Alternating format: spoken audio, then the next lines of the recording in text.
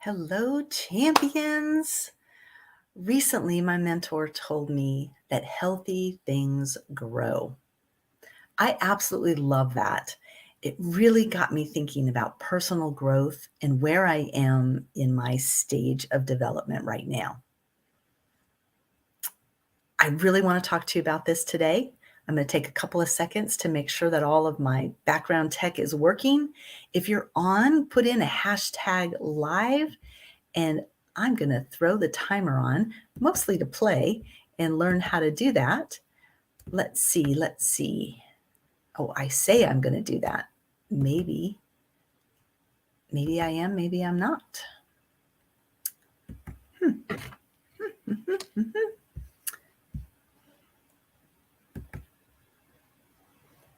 Well, I will start with it is Monday morning motivation. And maybe I don't have the timer feature, but I remember having it. So I don't think it's under settings. Interesting. You guys are going to watch me for a couple of seconds. I wish I was able to edit this out later. May not be able to, but I wanted to make sure that it's in all the places. So refresh on my Facebook.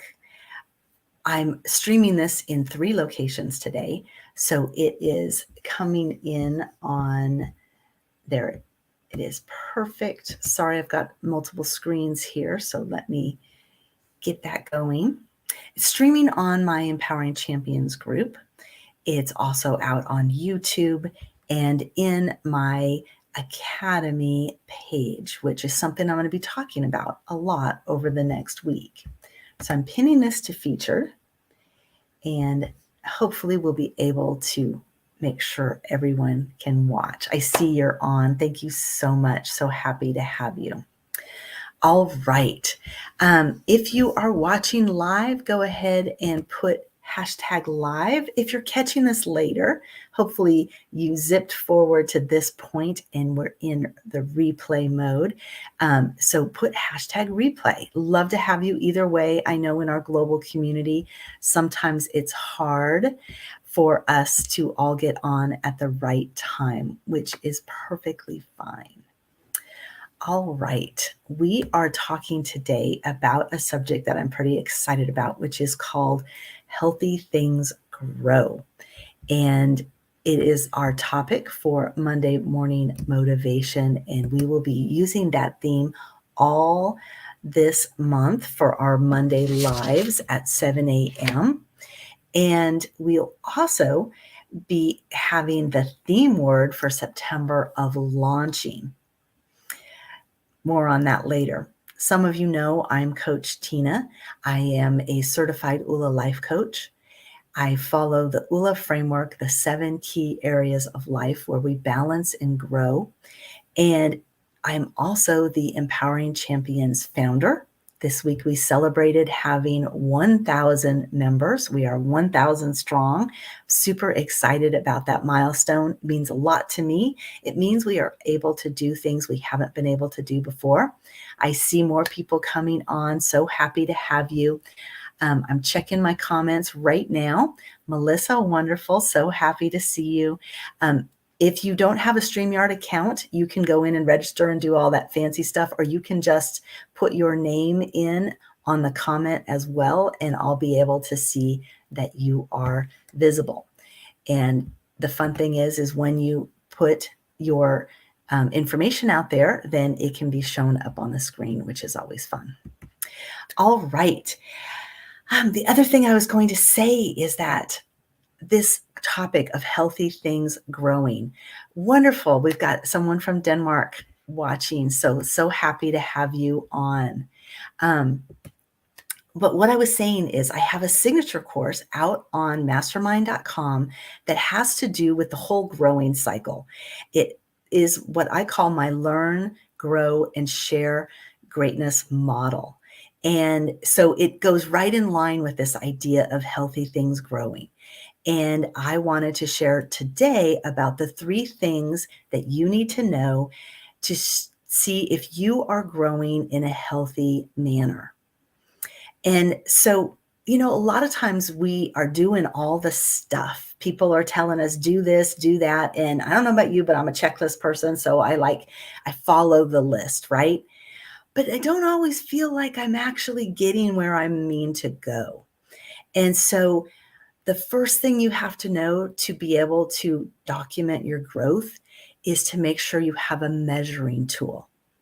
Now, this reminds me of when I was like a little girl and was in school, and we would do science experiments, right? And you would plant that seed, and then you would document it grew a sprout, and then it was a half an inch, and then it was an inch, and then, it exponentially grew. So you need a measuring tool. Now, for your own goals in life, you might not need a measuring tool like that. I recommend a goal that you write down, your hypothesis statement, right? And then you need to, sometimes we get too close to what we're trying to accomplish. And so it doesn't feel like growth. Think about those children in your life that you've seen grow.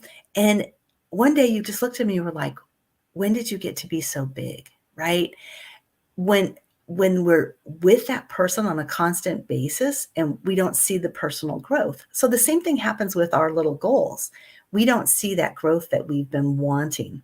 So if we have our goal written down and it's extremely specific, like the date you're going to do something and the numbers, anytime we put numbers behind a goal, that's what helps us to say that we're going to be able to check it off. But it also helps us to determine if we're reaching that goal. For instance, people who say they want to lose weight, you can lose a half a pound and you've met your goal, right? And that probably wasn't your intent because that's just fluctuation day by day. So instead, you say, I want to lose 20 pounds. And you give yourself the right amount of time for that. But if you lose 3 pounds, you're on track, you're going the right direction.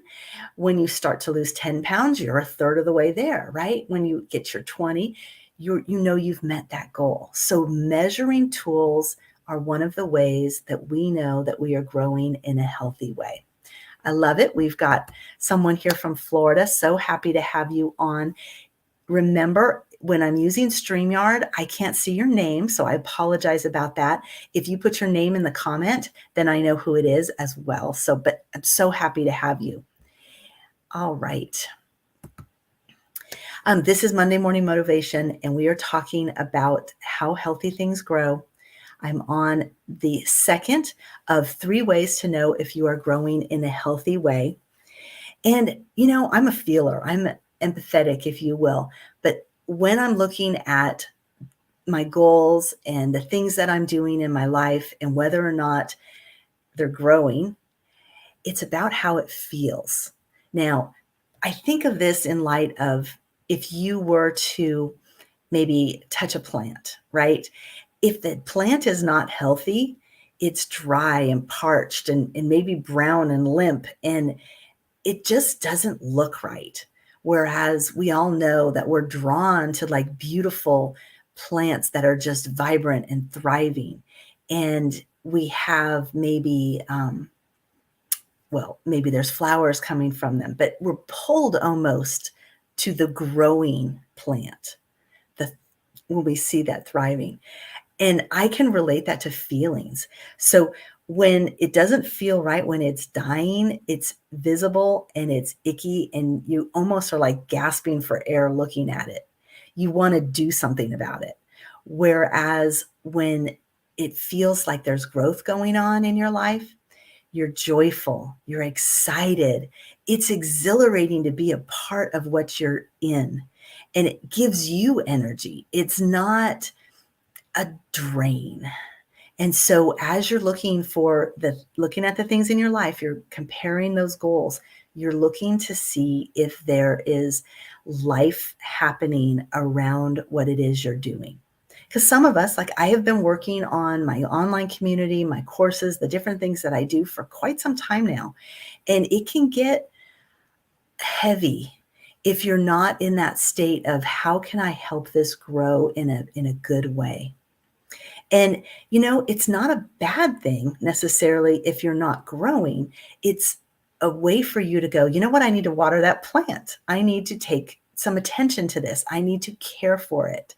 And so that's a way that you can know that you're growing in a healthy way.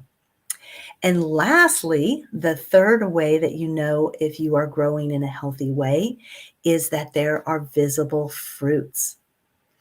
Now, we all know if we were looking at a beautiful tree and we could see great apples or cherries or peaches, that's a sign of growth. But when you're looking at the things in your life that you're doing, are you having that harvest? Is it apparent to you that something is going to happen because of the work that you're doing?